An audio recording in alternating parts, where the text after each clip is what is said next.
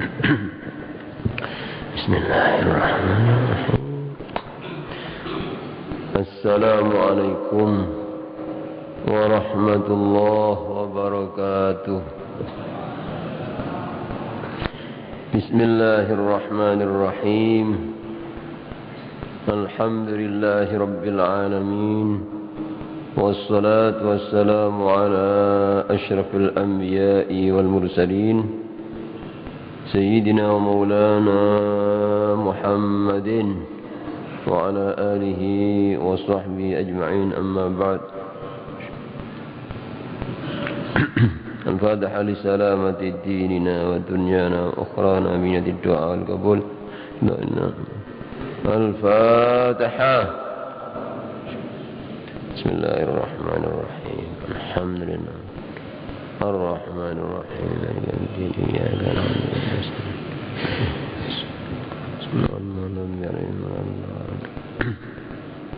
Qala Allah Ta'ala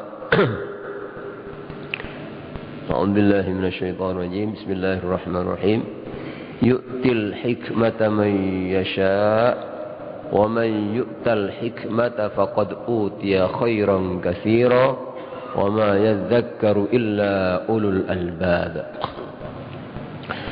Para bapak, ibu-ibu dan saudara-saudara serta para pendengar Radio FM yang dirahmati oleh Allah, alhamdulillah sampai pagi ini kita masih diberi kekuatan dan kemampuan oleh Allah untuk bisa melaksanakan puasa Ramadan dan juga ibadah-ibadah yang lain, terutama ibadah yang sangat mulia pagi ini, yaitu menuntut ilmu agama.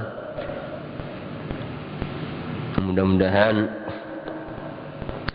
apapun yang telah kita amalkan, terutama dalam suasana Ramadan, diterima oleh Allah Subhanahu wa taala dan benar-benar akan mampu meningkatkan keimanan kita dan ketakwaan kita kepada Allah Subhanahu wa taala. Amin ya rabbal alamin. Para jamaah sekalian yang dirahmati oleh Allah, sebagaimana yang telah kita ketahui bahwa salah satu di antara nikmat yang sangat besar, nikmat yang lebih berharga daripada dunia dan seisinya adalah apabila seseorang mendapatkan ilmu yang bermanfaat. Itu nikmat yang jauh lebih besar daripada apapun yang ada di dunia ini. Kenapa demikian? Sebab apapun bentuknya dunia ya, itu pasti akan berakhir ya, dan akan sirna. Tidak ada yang dibawa mati, apalagi ke akhirat. Tetapi kalau ilmu yang bermanfaat ini akan dibawa sampai mati, sampai di akhirat, bahkan akan mampu membuat orang ini bahagia selamanya. Oleh karena itu, pada ayat yang telah kami baca tadi, surat Al-Baqarah ayat 269, Allah berfirman, yu'til hikmata man yasha. Allah memberi hikmah. Hikmah ini menurut sebagian banyak ulama ya, itu mengartikan hikmah itu al-ilmu nafi', ilmu yang manfaat itu hikmah ya. Yang mana kata Allah, wa may yu'tal hikmata faqad utiya khairan katsira. Barang siapa yang telah diberi hikmah, ilmu yang manfaat, maka sungguh dia telah diberi kebaikan yang banyak, kata Allah. Padahal dalam masalah dunia ya, Allah menyatakan kul mata'ud dunya qalil. Katakan ya, apapun kesenangan dunia yang ada di alam ini itu kecil, sedikit kata Allah. Apalagi kalau kita baca hadis-hadis Nabi Muhammad sallallahu alaihi wasallam ya. Dunia dan seisinya ini tidak lebih berharga daripada sayap nyamuk kata Nabi. Artinya sama sekali tidak ada harganya. Tapi ketika Allah menyebutkan hikmah ilmu yang bermanfaat, justru Allah mengatakan khairan katsira. Ya. Cuma umumnya manusia ya, kurang mengetahui bahwa yang namanya ilmu yang manfaat itu segala-galanya. Ya. Umumnya orang masih lebih tertarik, lebih menyukai apapun kesenangan dunia ini daripada ya ilmu yang bermanfaat ya. Makanya pada ayat berikutnya wa ma yadzakkaru illa ulul albab, tetapi tidak bisa mengambil pelajaran ini ya kecuali orang yang benar-benar dianggap punya akal, mampu menggunakan akal sehatnya. Ya, kalau orang itu benar-benar berakal, pasti dia lebih mencintai ilmu daripada apapun kekayaan dunia ini. Ya, karena apapun akan ditinggal, sedangkan ilmu justru akan membuat dirinya makin dekat dengan Allah. Kemudian, ya, apa itu ilmu yang bermanfaat, yang nilainya lebih berharga daripada dunia dan seisinya? Ya. Menurut ya, hadis Nabi Muhammad sallallahu alaihi wasallam, ya, ilmu yang bermanfaat itu adalah ilmu yang ada di hati, bukan hanya di lisan. Beliau bersabda, al-ilmu ilmani, kata Nabi. Ilmu itu ada dua macam. Fa ilmun fil qalbi, maka satu ilmu ada di hati. Fadzalik al-ilmun nafi', maka itu adalah ilmu yang bermanfaat. Jadi kalau ilmu itu ada di hati terus membuat orang ini benar-benar tahu akan kebesaran Allah, keagungan Allah, ya, ketinggian Allah, sehingga dia merasa hina, tidak ada artinya. Merasa selalu takut kepada Allah, tidak mungkin ada sombong, tidak mungkin dia mempunyai sifat-sifat yang jelek, karena di hatinya ada Allah Maha Agung, Maha Besar, Maha Berkuasa. Dia tidak pernah merasa bisa, merasa punya, karena ya, semua ini milik Allah. Kalau orang itu punya ilmu demikian masuk di hati, maka itulah ilmu yang bermanfaat itu ya.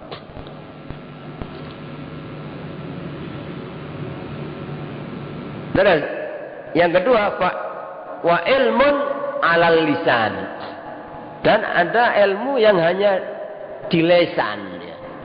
Artinya pinter, bahkan mungkin apal segala macam ilmu, mungkin hebat, orang kagum dengan keterangan yang disampaikan ya. Cuma tidak sampai masuk di hati. Kadang-kadang banyak ilmunya, banyak ya, menguasai segala macam ilmu, tapi kadang-kadang tidak punya akhlak yang baik, masih punya sifat sombong ya. Kadang-kadang orang itu ilmunya banyak tapi masih merasa alim, kepingin dihormati orang. Ini pun berarti ilmunya belum ada di hati, masih ada di lisan. Kadang-kadang ilmunya banyak tapi kepada orang tuanya tidak baik ya. Kepada tetangga tidak baik. Kadang-kadang ilmunya banyak tapi apa? Yang ada di hati, yang dibanggakan hanya dunia ya. Ini namanya ilmun alal lisan, kata Nabi. Fadzalik hujjatullah ala ibni Adam. Kalau ilmu itu hanya di lisan, pinter ngomong, pinter cerita, hafal segala macam ilmu, tapi justru ya, ibadahnya malas ya. Akhlaknya tidak baik. Kadang-kadang justru yang ada di hati, yang dibanggakan dunia ya. Orang yang demikian ini justru dengan ilmunya itu tidak makin dekat kepada Allah, malah justru makin jauh. Tidak membuat dia ini mendapatkan ridho Allah, malah justru mendapatkan kutukan dan murka Allah. Tidak menjadikan orang ini bisa bahagia, malah justru akan celaka dunia dan celaka di akhirat.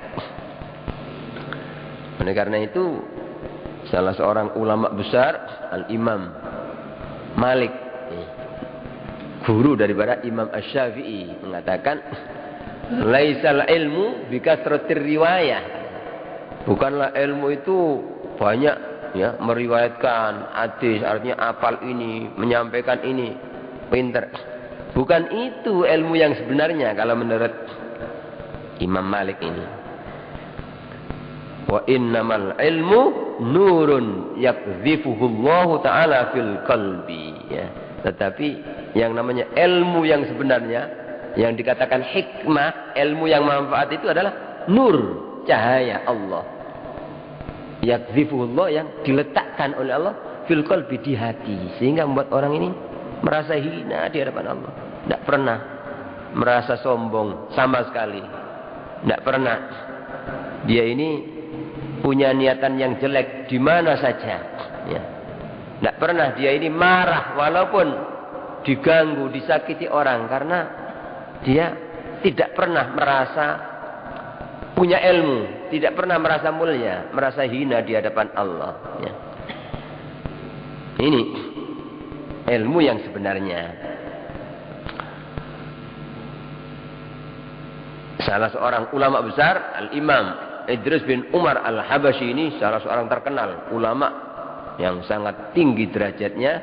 Beliau mengatakan, al-ilmu in waqa'a fil qalbi fahuwa nur, katanya. Ilmu itu apabila ada di hati, maka itulah cahaya Allah, hidayah, membuat orang ini makin dekat dengan Allah, makin dekat dengan Allah. Ya. Tetapi wa in waqa'a fil nafsi, kalau orang itu ilmunya hanya ada di nafsu, artinya apa? Ya, justru apa? Hanya di lisan, tidak ada pengamalan, tidak ada rasa takut kepada Allah, tidak ada akhlak yang baik, maka fahuwa nar. Wa in waqa'a fi nafsi fahuwa nar, maka ilmu itu menjadi api neraka. Nah, oleh karena itu kita ini harus berusaha bagaimana ya, jadi samping berusaha dan berdoa supaya ilmu yang kita dapat ini benar-benar jadi ilmu yang manfaat, dan kita berlindung pada Allah, takut jangan sampai kita ini dapat ilmu yang tidak manfaat, jangan. Nabi kita Muhammad sallallahu alaihi wasallam sendiri selalu berlindung pada Allah. Allahumma inni a'udzubika min ilmin la yanfa. Ya Allah, janganlah aku berlindung pada Engkau ya Allah dari ilmu yang tidak manfaat ya Allah. Ini Nabi ngajari kita gitu, supaya kita ini takut. Jangan hanya bangga dengan banyak ilmu tapi tidak ada manfaatnya. Ya. Jadi kesimpulannya, intinya ilmu yang manfaat itu ilmu, dengan bertambah ilmu orang ini tambah takut pada Allah. Dengan bertambah ilmu tambah merasa bodoh. Dengan bertambah ilmu tambah merasa merasa hina di hadapan Allah. Ya. Makin bertambah ilmu makin memuliakan orang lain. Ya. Dengan bertambah ilmu makin jauh dari dunia dan justru makin cinta kepada akhirat. Dengan bertambah ilmu makin tahu bahwa dirinya ini makhluk yang sangat lemah. Dengan bertambah ilmu justru makin hati-hati dalam melakukan ibadah. Bukan justru sebaliknya, kadang-kadang banyak ya, apalagi zaman akhir. Makin banyak ilmunya, makin banyak justru tambah sembrono. Kadang-kadang cari hukum-hukum yang ringan dikan, gak popois. Kadang-kadang makruh ya. Hanya makruh aja kan tidak apa-apa. Kadang-kadang dengan banyaknya ilmu apa? Ya, tidak takut. Padahal maksudnya makruh itu kan tidak disukai oleh Allah dan Rasul. Tapi kadang-kadang orang karena ilmu itu begitu, ya, tidak takut. Ya. Padahal kalau ulama-ulama yang benar ya, ulama yang menjadi pewaris para nabi, jangankan terhadap yang makruh, ya, hal-hal yang mubah saja, apa? yang sekiranya kurang ada manfaatnya ditinggalkan itu. Seperti para sahabat Nabi itu, ya. Ya, mereka ini meninggalkan 70 pintu halal, jelas-jelas tidak mau. Karena dianggap kurang ada manfaatnya. Itulah sebenarnya hakikat puasa itu bukan hanya tidak makan, tidak minum, ya, mulai subuh sampai maghrib, bukan hanya itu. Kalau ini semua orang bisa, ya, anak kecil pun juga bisa. Tapi puasa yang sebenarnya yang hakiki itu adalah puasa dari segala apa saja yang sekiranya kurang ada gunanya, kurang maslahat. Jangankan kepada yang haram atau yang makruh, yang mubah aja, kalau sekiranya kurang maslahat, kurang manfaat, itu ditinggalkan. Tapi umumnya orang tidak seperti ini. Kadang-kadang puasa itu tidak makan, tidak minum, hanya maghrib sampai subuh sampai maghrib. Tapi kalau sudah maghrib boleh makan apa saja, ya, ya, dimakan semua. Ini, ya, sampai melebihi batas, ya. Buktinya melebihi batas, ya. Untuk sholat isya, sholat tarawih sudah malas, kadang-kadang ngantuk. Itu berarti apa? Ya. Walaupun itu makanan halal, sudah tidak puasa, berarti orang hakikatnya tidak puasa itu. Ya. Berarti tidak bisa menggunakan akal. Wong tujuannya puasa itu untuk menggiatkan ibadah, untuk membuat makin khusyuk ibadah, kok justru apa? Menjadi tidak bisa khusyuk, malah berat ibadah. Kan berarti ada kesalahan. Nah, begini ini apa? Orang kadang-kadang merasa sudah puasa. Ya. Padahal kalau kita ini kepingin mengamalkan puasa yang sebenarnya, ya, kita mengamalkan ilmu, ya, puasa dari apa saja yang sekiranya merugikan kita untuk akhirat, untuk ibadah, itu harus diposoni gitu, Pak. Nah, kemarin saya buka iki, ya, terus terawih kok ngantuk, kok berat. Oh, berarti kemarin itu saya, ya, apa, terlalu banyak makan berbuka. Nah, hari ini harus saya kurangi. Itu namanya orang pinter, orang punya ilmu yang manfaat gitu.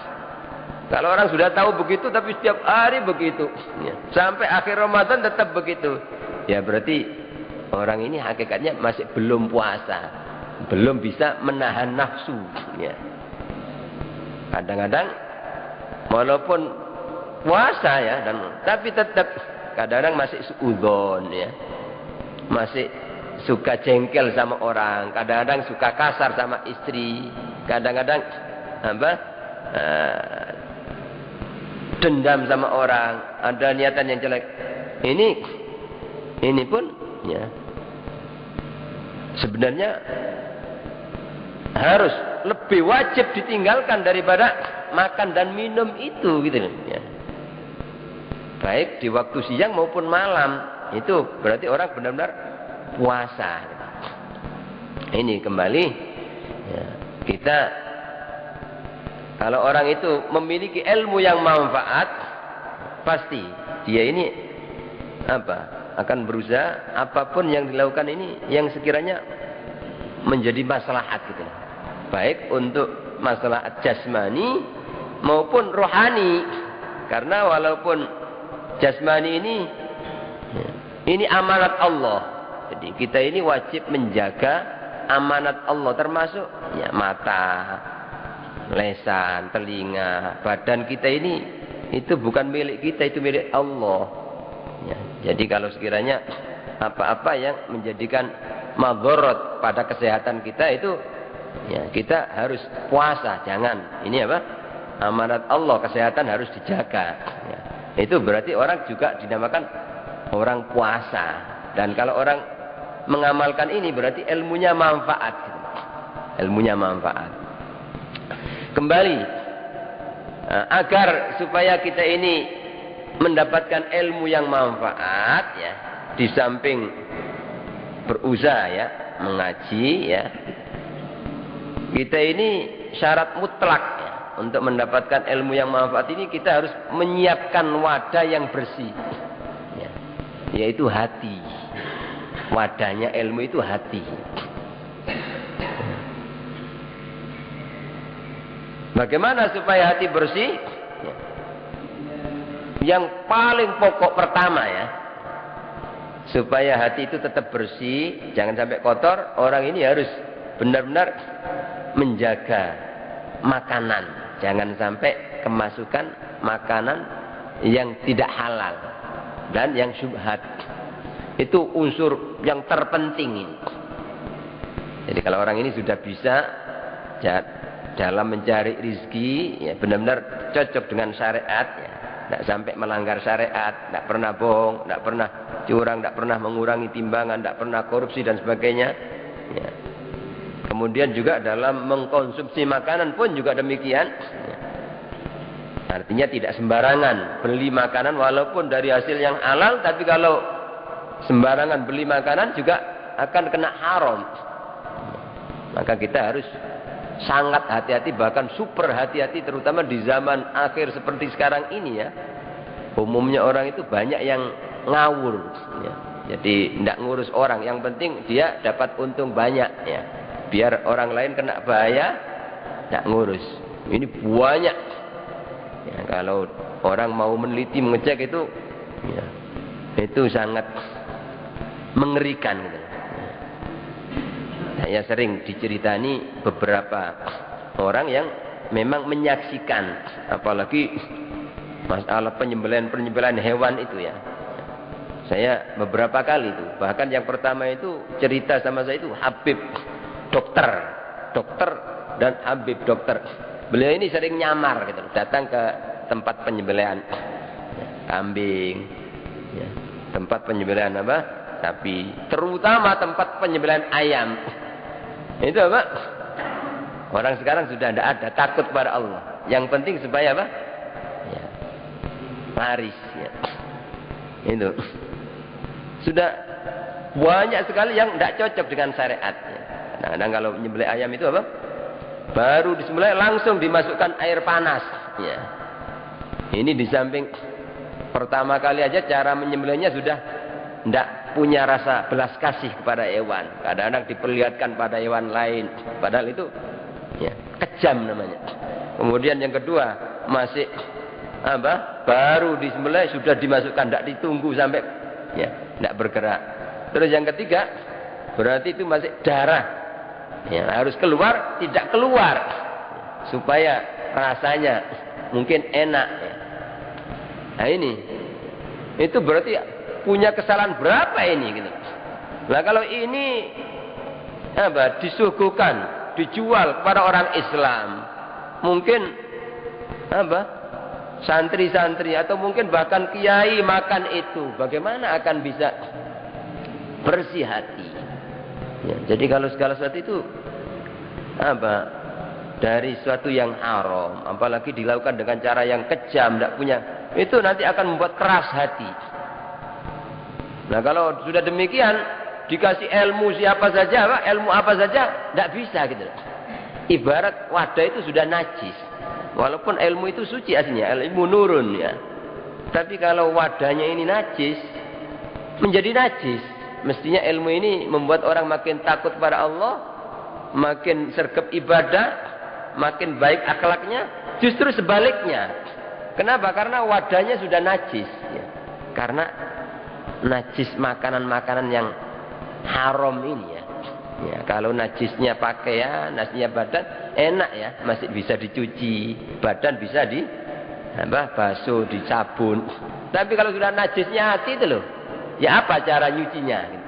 Ya apa? Ya. Makanya sangat ngeri kalau kita melihat zaman akhir seperti sekarang ini ya. Ya, kadang-kadang sudah cari rizkinya aja sudah tidak benar. Terus kadang-kadang yang dibeli juga tidak tepat ya. Nah, ini maka banyak zaman akhir ini, wah kalau masalah pinter dibanding dengan orang-orang dulu jauh lebih pinter. Orang-orang sekarang ini, anak-anak sekarang itu pinter-pinter itu ya. Ya.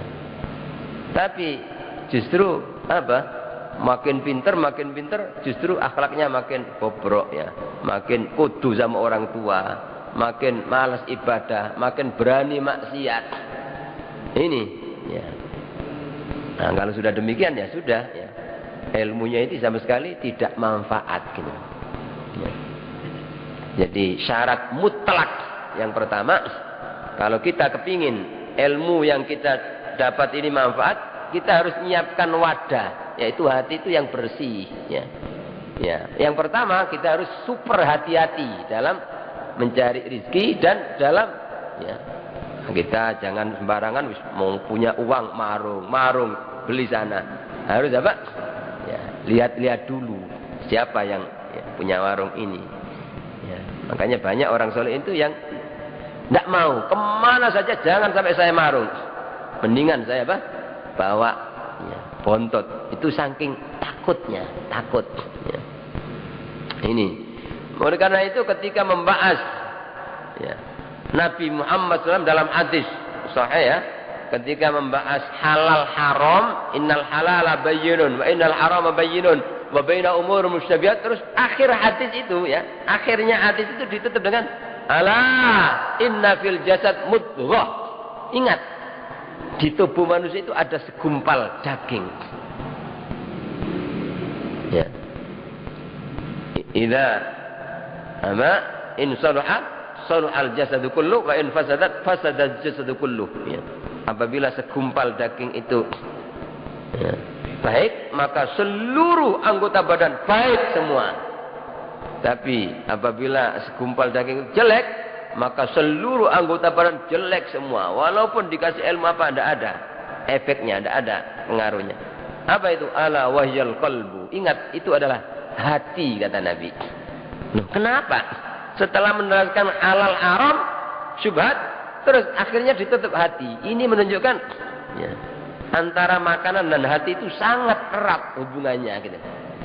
Jadi kalau orang ingin hatinya bersih, harus benar-benar menjaga makanan. Kalau kita kepingin punya keluarga, istri, anak-anak, turun yang baik, yang akhlaknya baik, itu syarat mutlak harus kita biayai, kita kasih makan rezeki dari rezeki yang benar-benar halal. Kita carikan makanan yang halal. Tapi kalau tidak, na'udzubillah min dzalik. Nabi Muhammad SAW sudah bersabda, kullu lahmin nabata min suhtin fannaru aula bih. Setiap daging yang tumbuhnya dari makanan yang haram, neraka, kata Nabi, lebih berhak, lebih pantas baginya. Artinya walaupun diseret, dipukuli, disuruh ngaji, disuruh jamaah, disuruh puasa, tetap belok. Disuruh ngaji, disuruh sekolah, berangkat tapi menggok ke warnet, menggok ke tempat maksiat ini. Itu tidak bisa. Nabi yang bersabda itu wahyu dari Allah. Ada asar, di dalam asar disebutkan man akalal harama asad jawari'u sya'a am aba alima am lam ya'lam, katanya. Siapa yang makan haram pasti maksiat seluruh anggota badan. Matanya ngajak maksiat, lesannya kepingin ngomongnya maksiat, telinganya, hatinya mikir-mikir, akalnya mikir yang maksiat. Sya'a am aba, mau apa tidak mau, pasti demikian. Alima am lam ya'lam, tahu apa tidak tahu. Nah ini atas dasar ini maka kita hati-hati, itu harus warok namanya. Jadi bukan mandeki gak eruai gak apa-apa, betul gitu loh. Tapi dampaknya tetap. Jadi pengaruh makanan walaupun kita tidak tahu, mungkin dianu oleh orang, kita yang penting kita jual beli. Tapi kita kurang hati-hati, tetap. Pengaruh makanan haram itu akan membuat gelapnya hati, kerasnya hati, membuat makin jauh dari Allah. Kalau doa, apapun doa, tidak akan diterima oleh Allah. Walaupun nangis-nangis. Berarti disebutkan dalam hadis, Nabi cerita itu. Ada orang laki-laki ngangkat tangan, sangat doanya menangis. Karena Nabi, wa mat'amuhu haram. Makanannya haram. Wa masyrabuhu haram. Minumannya haram. Diberi makanan dari haram. Fa anna yustajabula, kata Nabi. Lantas bagaimana akan dikabulkan walaupun suasana Ramadan, walaupun Lailatul Qadar. Tapi kalau makanannya haram, tidak akan bisa. Nah ini syarat mutlak supaya ilmu itu bisa manfaat itu harus kita berusaha mencari rezeki yang halal. Harus kita menjaga jangan sampai kita katutan rezeki yang haram atau yang syubhat. Jangan sampai kita ini membeli makanan-makanan yang masih meragukan. Ya. Itu supaya ditinggal. Ya. Ya, begitu itu namanya poso gitu loh. Poso wis daripada nanti kena anu wis apa-apa wis luwe titik engko wis mangan iki sak ono ae daripada nanti apa beli sana iya lek jelas-jelas halal. Itu jenenge poso gitu loh, Pak. Jadi puasa itu tidak hanya Ramadan, tidak hanya siang. Kapan saja kita ini harus puasa itu dari nuruti nafsu, kepingin marung ini, kepingin beli ini, kepingin ini, gak wis, ya selamat ya. Itu apa? Begitu itu termasuk makna hakikat puasa gitu. Ya. Sudah. Kemudian yang kedua ya, yaitu watakhalli 'anil mukhallafat, dan mengosongkan hati dari perbuatan-perbuatan yang bertentangan dengan syariat, perbuatan dosa. Jadi kalau orang itu kepingin ilmunya manfaat, ya harus apa tidak hanya mengandalkan akal ya, otak ya, harus dibarengi dengan takut kepada Allah. Hatinya itu takut sehingga menjauhi maksiat, menjauhi perbuatan yang dilarang oleh Allah. Itu ya. Sebenarnya kalau orang itu bisa mengamalkan ini ya, takwa yang benar kepada Allah, zahir batin, bukan hanya zahir tapi batin, jadi menjauhi, jadi takut kepada Allah di hati, terus orang itu menjauhi perbuatan yang dilarang oleh Allah, baik itu zahir maupun batin, seperti tidak pernah sombong, tidak pernah meremehkan orang, tidak pernah iri, tidak pernah hasud ya, tidak pernah dendam, tidak pernah punya niatan yang jelek pada orang, tidak pernah jengkel sama orang, tidak pernah apa saja itu apa termasuk tidak pernah mengeluh, tidak pernah sambat-sambat, tidak pernah, itu termasuk takwa gitu. Kalau orang itu sudah bisa ya, mengamalkan ini takwa batin ya, takut pada Allah, itu pasti Allah yang ngasih ilmu langsung gitu loh. Walaupun orang ini misalnya tidak ya, tidak belajar ilmu kepada kebenaran, tapi orang ini mengamalkan takwa yang benar, di hatinya ada takut, itu Allah yang ngasih ilmu ya, langsung. Kalau ilmu langsung dari Allah pasti manfaat gitu ya. Itu disebutkan dalam Quran, wattaqullah wa yu'allimukumullah wa yu'allimukumullah. Takutlah kalian kepada Allah dan pasti Allah memberikan ilmu kepada kalian. Itu namanya ilmu laduni ya. Jadi ilmu laduni itu bukan, kadang-kadang orang salah paham ya, kepingin ilmu laduni wiritan ya, wiritan kadang-kadang ono ke pinggir kali ya, ya. Kadang-kadang kum-kum ke kali ya, tapi tetap hati ini ya, arep-arep dunyo ya, ngene iki moro ono dunyo, kadang-kadang hanya melakukan itu tapi gak sembahyang ya. Kadang-kadang melakukan amalan ini tapi tidak bakti sama orang tua. Ya walaupun sampai puluhan tahun sampai apa? Dibela ini gak mangan, ya. Ya, tidak minum misalnya, tidak pernah tidur, tapi tidak takwa kepada Allah, ya tidak ada artinya gitu. Ya, tapi walaupun orang di rumah biasa, tapi takut, mau sombong takut, mau iri takut, mau marah sama orang takut, mau apa? Ya, itu apa? Pasti gitu loh. Pasti dikasih oleh Allah ilmu yang manfaat ya. Makanya ya ketika Imam Asy-Syafi'i ya, Imam Syafi'i luar biasa ya, karena berkat orang tuanya menjaga anaknya ini ya, kita tahu bagaimana ya tidak jadi Imam Syafi'i sedangkan ayahnya ini kayak Idris sejak masih muda itu loh ya, karena saking laparnya kelihatan buah yang kintir di sungai itu langsung dimakan satu suap, itu takut, ya Allah ini bukan milik saya, ini gimana saya kemasukan. Akhirnya dia berusaha mencari, menelusuri sungai ini berkilo-kilo itu apa, cari barangkali ada pohon di tepi sungai, sampai ketika ada pohon dicocokkan benar, ditanyakan siapa pemilik, sampai diuji oleh orang punya pohon ya, kalau kamu kepingin halal makanan yang masuk ini, kamu harus nunggu kebun saya selama sekian tahun, tapi tidak saya bayar, kamu hanya saya kasih makan. Karena takut pada Allah, makanan yang sesuap tadi apa? Nggak halal, mau. Ya. Begitu apa? Saking takutnya kepada Allah. Otomatis ya, ketika beliau ya, ceritanya panjang, walhasil tak kawin, kalau masih muda saja belum jadi bapak sudah begitu hati-hatinya, bagaimana ketika sudah punya anak? Ya maklum. Jadi umur 7 tahun Imam Syafi'i itu sudah hafal Quran. Ya. Ketika umur 10 tahun sudah hafal kitab Muwatta, kumpulan hadis gurunya Imam Malik. Jadi kalau ngaji itu ya, sebelum datang sudah hafal dulu. Ketika disuruh baca oleh gurunya, gurunya kagum dengan hafalan. Akhirnya beliau, gurunya itu mengatakan, sesungguhnya Allah telah memberikan nur pada hatimu wahai Syafi'i. Jangan kau padamkan nur di hatimu dengan maksiat. Jaga, jangan maksiat. Ya. Jadi maksiat apa saja itu, maksiat mata, maksiat lisan, maksiat itu akan membuat gelap, kotor hatinya. Ya, terutama di antara sekian banyak maksiat itu, ya, orang ada syirik. Ya. Jangan dikira syirik itu orang nyembah patung seperti orang musyrik dulu. Bukan ya. Jadi apapun yang seolah-olah dimakan selain Allah, koyok-koyok sing iso nguripno itu harta, koyok-koyok pangkat jabatan, sing iso mulyakno wong, sing iso nyelametno wong, ya. Seolah-olah ini itu namanya musyrik gitu. Jadi walaupun ya Gusti Allah tapi ya karena iki itu namanya syirik, campur gitu nah. Wah, aku mulia iki ya krana aku duwe pangkat iki, duwe apa jabatan, duwe kekayaan iki, ya.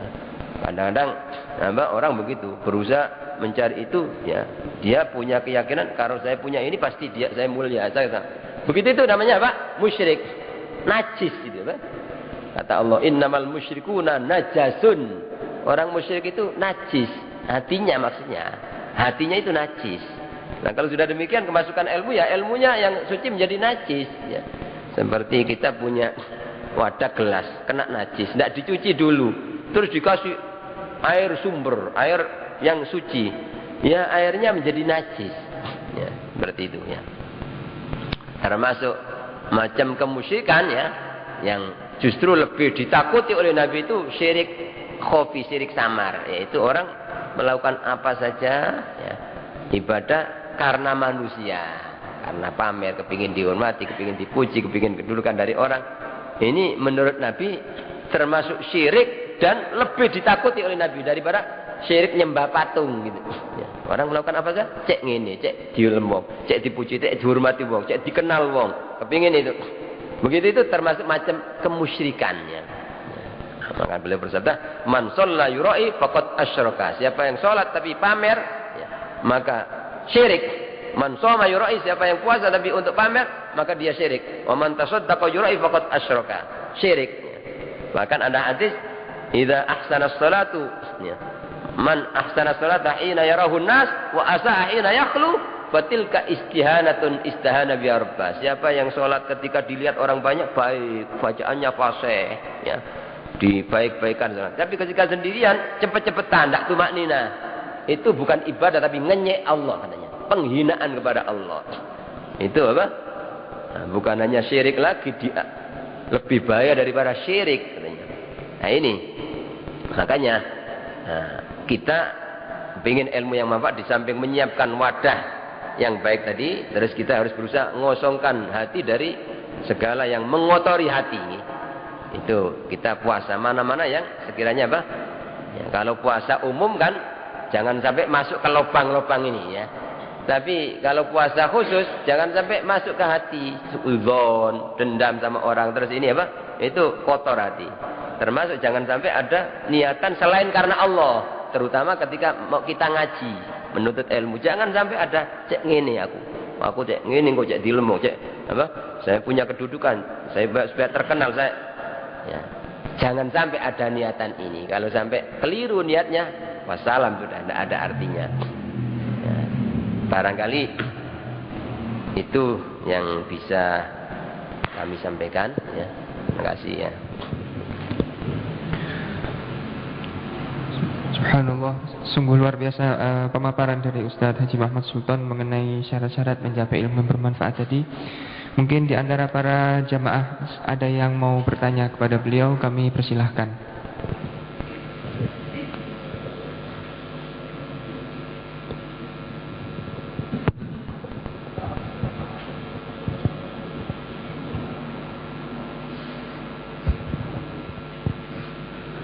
Assalamualaikum warahmatullahi wabarakatuh.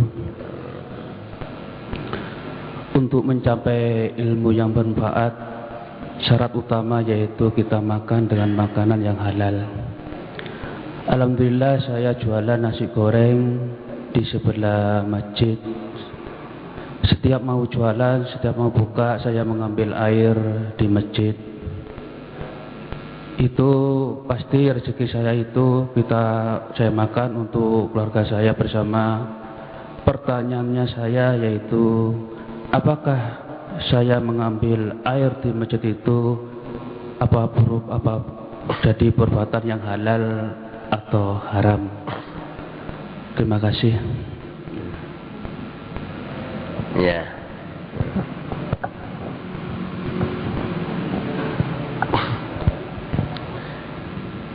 Jadi ini masalah air masjid ini ya, khilafiyah para ulama, khilafiyah ya.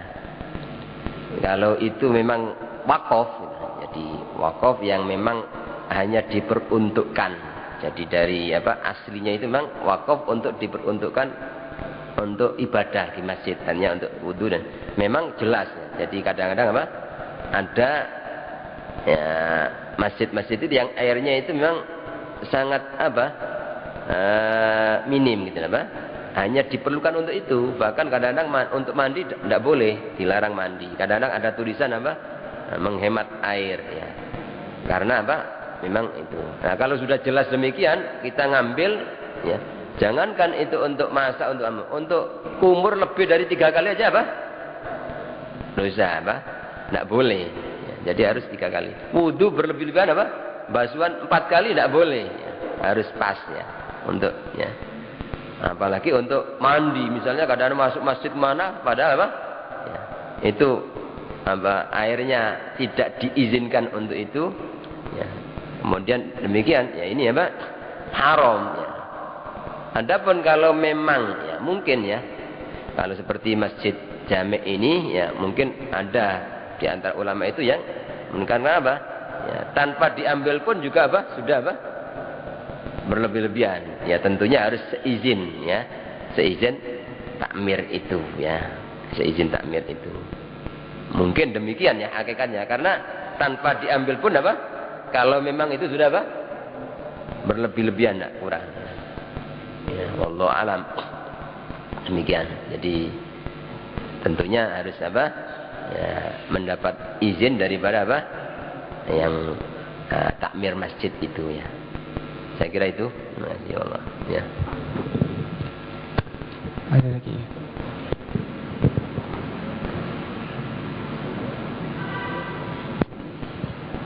Assalamualaikum warahmatullahi wabarakatuh. Ustaz, saya mau tanya Ustaz, menurut para ulama di dalam hadis, Allah membuat alam semesta dengan seistinya ini ditempuh 6 hari 6 malam.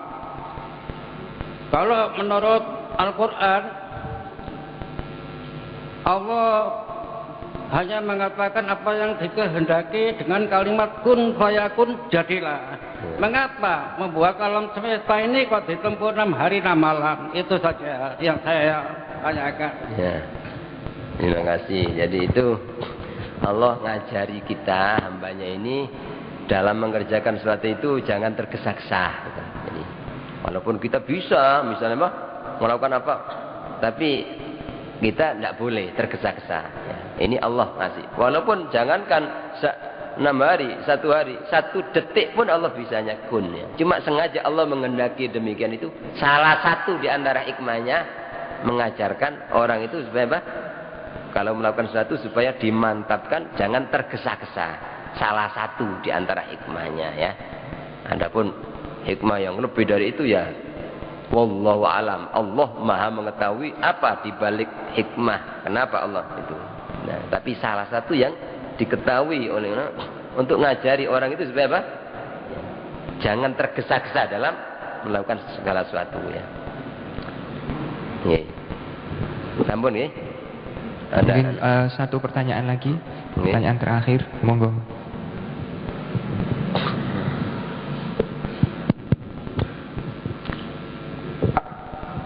Assalamualaikum warahmatullahi wabarakatuh. Saya mau tanya Ustadz tentang makanan. Kalau kita beli makanan di McDonald itu, kalau ikan ayam itu bagaimana hukumnya? Dan kedua yang saya tanyakan, kita kalau makan bakso itu bagaimana hukumnya? Sudah itu, cukup. Warahmatullahi wabarakatuh. Ya, jadi kita ini ya, diperintah oleh agama itu warok. Warok itu namanya hati-hati ya, ngati-ngati. Itu tidak hanya di McDonald saja, di mana di mana saja gitu. Di mana saja sekiranya kita ini kok meragukan ya. Meragukan. Ya nanti ini belinya di mana ayamnya, terus caranya belinya bagaimana? Kok ragu? Apa? Ya, lebih baik ditinggal gitu lah. Karena ada Nabi mengatakan wa man ittaqa syubhat, itu minimal syubhat ya. Syubhat. Kecuali kalau kita tahu sendiri ya, misalnya orang jual bakso yang cara masaknya terus dia belinya gilingnya di tempat kehilangan yang khusus. Kadang-kadang belinya betul daging sapi ya kadang-kadang, tapi gilingnya di penggilingan umum ya. Kalau kita tahu persis orang ini kita kenal memang takut kepada Allah, ya tidak masalah, berarti tidak ada ragu gitu loh. Tapi selama tidak kenal, apalagi orang kok delok rupanya kok gak patek apa? Ngerti agama ini, ya gak patek sergap ibadah. Wah ini apa? Itu kita harus menjauhi gitu. Jadi di mana saja, terutama zaman sekarang ini ya, kalau memang tahu persis tidak masalah gitu. Tapi kalau tidak, lebih baik kita gak usah lebih baik makan pecelan tempe ya Pak. Ya, tapi itu ya sebenarnya apa? Nikmat itu bukan dari segi makanan. Nikmat itu ada di hati sebenarnya. Jadi orang itu makan apa saja itu sebenarnya apa? Ya, kalau hatinya itu ada iman pasti nikmat, terus lapar. Ya. Tapi kalau orang itu hatinya tidak ada iman, ya tidak ada itu nikmat itu ya. Itu apa? Nah, tapi orang sekarang ini umumnya ya kalah dengan nafsu apa? Ya, sehingga kadang-kadang apa? Ya, tidak begitu tertarik dengan masakan dari istri ya. Padahal sebenarnya tidak ada masakan yang lebih nikmat walaupun apapun sederhananya itu. Kalau orang itu mukmin, tidak ada yang lebih nikmat dari makanan yang di rumah, makanan istri. Tapi sekarang orang ya kurang menghargai ya akan keluarga atau istri yang masak kadang-kadang. Demikian. Saya kira itu ya. Jadi kita wajib lebih hati-hati, warok namanya. Dimanapun sekiranya ya, walaupun mungkin ada yang mengatakan oh gak apa-apa aku ruh, tapi tanyakan kata Nabi, istafti qalbak, mintalah fatwa di hatimu sendiri. Wa in aftauka walaupun ulama yang fatwa oh gak apa-apa halal, tapi takut nang hati, kira-kira mantep apa gak. Kalau orang itu punya iman ragu, oh gak wis masih gak mangan kono gak paten gak apa ya, gak kira mati aku ya. Ya, itu apa? Harus begitu, apa? Walaupun mungkin ada fatwa, oh gak apa-apa halal sama, ya. Bahkan umumnya ulama tetap kata Nabi istafti qalbak, tanyakan sama hatimu, apa? Mantap apa enggak? Ragu apa enggak? Selama ragu katanya, tak mayari buka ila malayadu. Tinggalkan apapun yang meragukan, apalagi yang menyangkut makanan, kepada yang tidak meragukan. Ya. Barangkali itu ya. Ya, ya. Mudah-mudahan kita semua dijauhkan oleh Allah dari rizki dan dari makanan yang tidak halal. Dan Allah selalu memberikan rizki kepada kita, keluarga, anak-anak kita, rizki yang halal, yang baik, yang akan membuat hati kita bersih. Ya. Sehingga Allah selalu menempatkan ilmu yang manfaat yang akan membuat kita makin takut kepada Allah SWT. Amin ya rabbal alamin. Bismillahirrahmanirrahim. Allahumma salli wa sallim wa barik ala sayyidina Muhammadin nabiyil ummi. Rabbana zalamna anfusana wa in lam taghfir lana wa tarhamna lanakunanna minal khasirin. Rabbana ighfir lana wa liwalidina warhamhum kama rabbawna shighara. وللمعلمين شيخنا جميل مسلمين. اللهم انفعنا بما علمتنا ربي علمنا الذي ينفعنا ربي زدنا علما نافعا. اللهم إنا نعوذ بك من علم لا ينفع ومن قلب لا يخشع ومن دعاء لا يسمع برحمتك يا أرحم الراحمين ارحمنا وصلى الله على سيدنا محمد وعلى آله وصحبه وسلم سبحان ربك رب العزة عما يصفون والحمد لله والسلام عليكم ورحمة الله وبركاته.